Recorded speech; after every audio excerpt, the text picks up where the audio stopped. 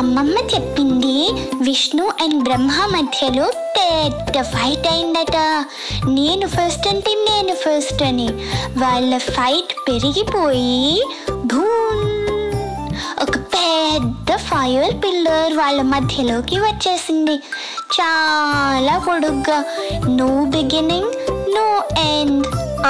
అప్పుడు ఏమైంది? దాని ఎండ్ ఫైండ్ చేస్తానని విష్ణు వరాహ రూపంలో ఎర్త్ లోపలికి వెళ్ళాడు. బ్రహ్మ ఏమో దాన్ని స్టార్టింగ్ ఫైండ్ అవుట్ చేయడానికి స్కైలోకి వెళ్ళాడు.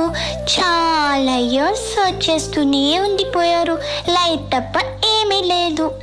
విష్ణుకి ఈ లైట్ శివుడే అన్న ట్రూత్ అర్థమయ్యి ఆనెస్ట్గా ఒప్పేసుకున్నాడు ఓడిపోయానని. కానీ బ్రహ్మ మాత్రం అబద్ధం చెప్పాడు, నేను టాప్కి వెళ్ళి వచ్చానని. వెంటనే లైట్ నుండి శివుడు వచ్చి బ్రహ్మకి శాపం ఇచ్చాడు, ఎర్త్ మీద ఇంకా ఆయనకి టెంపుల్స్ ఉండవు అని. అయ్యో పాపం, అందుకే అబద్ధాలు చెప్పకూడదు. ఆ తర్వాత ఆ పిల్లర్ స్లోగా కూల్ అయి స్టోన్ అయిందట. అదే ఫస్ట్ శివలింగం. అసలు టెంపుల్స్లో శివుడు ఎందుకు లింగం ఫామ్లో ఉంటాడు? శివలింగం అంటే ఒట్టి రాయి కాదు, అందులో ఒక లైట్ ఉంటుంది.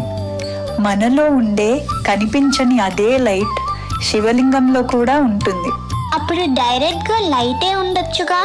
మనం లైట్ని ఫిజికల్గా ఫీల్ అవ్వలేం కాబట్టే లింగం రూపంలో శివుడు మనకి కనిపిస్తాడు. ఓం నమః శివాయ, ఓం నమః శివాయ.